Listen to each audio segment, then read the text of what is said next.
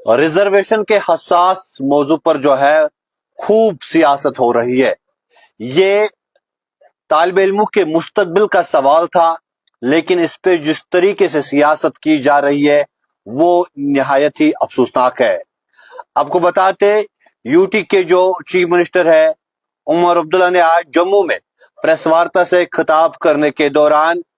साबिका वजीर आला महबूबा मुफ्ती पर जोरदार तनकीद की है और साथ साथ पीपल्स कॉन्फ्रेंस के जो पैट्रॉन है सज्जाद गनी लोन को भी तनकीद का निशाना बनाया है। लगातार तालिब इल्म इस नियत से इंतजार में है कि कब जो है यहाँ पे सब कमेटी का रिपोर्ट पब्लिक डोमेन में आकर हमें इंसाफ मिलेगा, लेकिन लगातार इसमें सियासत हो रही है। और आज उमर अब्दुल्ला ने महबूबा मुफ्ती पर तनकीद करते हुए कहा कि महबूबा मुफ्ती को याद रखना चाहिए कि उन्होंने इलेक्शन के दौरान जब वो अनंतनाग राजौरी से इलेक्शन लड़ रही थी तो उस वक्त अपने पार्टी लीडरान को कहा कि आप चुप करिए और रिजर्वेशन के मामले पे बात न करें। उन्होंने कहा कि वोटों के खातिर न सिर्फ अपने पार्टी लीडरान को चुप करवाया है, बल्कि साथ साथ जो है इस फैसले पर मुहर साबित कर दी है। और साथ साथ उन्होंने कहा कि आज महबूबा मुफ्ती बहुत कुछ कह रही है, आज पीडीपी के पार्टी लीडरान बहुत कुछ कह रहे हैं, लेकिन जिस वक्त कहना था उस वक्त खामोश बैठे हैं। उन्होंने कहा कि ट्विटर पे अभी भी रिकॉर्ड्स मौजूद है जब महबूबा मुफ्ती ने कहा कि जिस किसी ने भी ट्वीट किया है पीडीपी लीडर ने, वो पार्टी को एथोराइज नहीं करता है। उन्होंने वहीदुर रहमान पर्रा के उस ट्वीट पर इशारा किया है और जिस ट्वीट के बाद महबूबा मुफ्ती ने कहा था कि ये पार्टी का मौक़िफ़ नहीं है। साथ साथ सज्जाद गनी लोन को तनकीद का निशाना बनाते हुए कहा कि सज्जाद गनी लोन हमें क्या कहेगा, ये उस वक्त हुकूमत में था,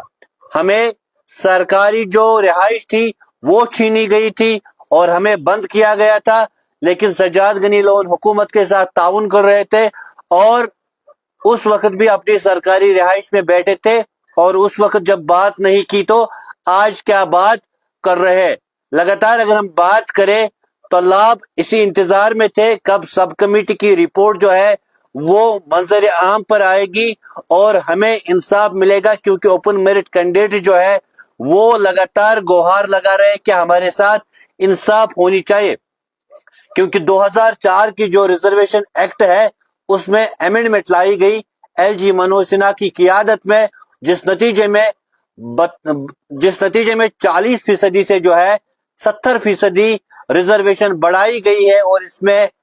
जो एसटी कैटेगरी है उसमें पहाड़ी कबीले के लोगों को ज्यादा इंक्लूड किया गया है, जिस नतीजे में लगातार ओपन मेरिट कैंडिडेट्स गम गुस्सा का इजहार करते हैं, इंसाफ ढूंढ रहे हैं। और आज साबिका वजीर आला महबूबा मुफ्ती की बेटी इल्तिजा मुफ्ती ने भी जो है एक गैर मतलूब मशवरा ओपन मेरिट कैंडिडेट्स को दिया कि आप